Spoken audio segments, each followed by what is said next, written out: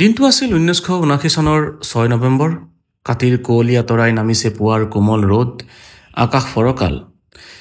কিন্তু সেইদিনাই ক্ষোভৰ ডাৱৰ ভৰা অসমৰ জনজীৱনত এক প্ৰবল ধুমুহাৰ আৰম্ভ, এক ঐতিহাসিক অধ্যায়ৰ পাতনি। লোকে লোকাৰণ্য হ'ল জজ খেলপথাৰ। বিশাল সমাৱেশত প্ৰফুল্ল মহন্ত, ভিকু ফুকন প্ৰমুখ্যে এচাম পুৰুষে উত্তাত্ত ভাষণেৰে সভাস্থলী কঁপাই তুলিলে।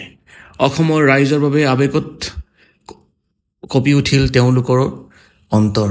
লাখ লাখ বিদেশীয়ে অসমীয়াৰ অস্তিত্ব গ্ৰাস কৰিব খুজিছে। অস্তিত্ব ৰক্ষাৰ এয়া জাতীয় সংগ্ৰাম, এয়া শেষ শৰাইঘাট। অসমৰ জনগণে অতি আশা আৰু বিশ্বাসেৰে ছাত্ৰনেতাৰ হাতত সঁপি দিলে নিজৰ ভৱিষ্যত। গাঁৱে ভূঞে ৰাইজ জাগি উঠিল।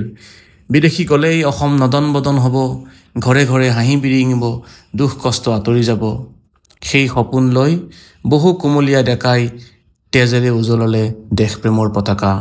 বিবৃতি, ভাষণ আৰু শ্বহীদৰ তালিকাৰে নেতৃবৃন্দ ৰণাংগনত জঁপিয়াই পৰিল। এই কথাখিনি লিখিছে গোলাপ বৰবৰাই। তেওঁৰ দুৰ্নীতিমুক্ত অসম নামৰ প্ৰবন্ধটোত এই কথাখিনি আছে।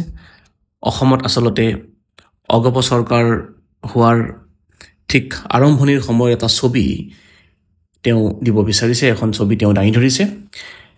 এই গ্ৰন্থখন গোলাপ বৰবৰাৰ ৰচনাৱলী, সম্পাদনা পৰমানন্দ মজুমদাৰ আৰু প্ৰকাশ কৰি উলিয়াইছে গোলাপ বৰবৰা জন্ম শতবৰ্ষ উদযাপন সমিতিয়ে। স্বৰাজোত্তৰ অসমৰ ইতিহাসৰ এখন অন্যতম গুৰুত্বপূৰ্ণ গ্ৰন্থ বুলি মই বিবেচনা কৰিছোঁ এই গ্ৰন্থখন। আৰু যিসকলে জানে যে গোলাপ বৰবৰা সেইজন ব্যক্তি, সেইজন লোক যিজনে প্ৰথমবাৰৰ কাৰণে অসমত কংগ্ৰেছ চৰকাৰ ওফৰাই অকংগ্ৰেছী চৰকাৰ এখন গঠন কৰিবলৈ সক্ষম হৈছিল, যাৰ নেতৃত্বত গঢ়ি উঠিছিল অসমত জনতা চৰকাৰ।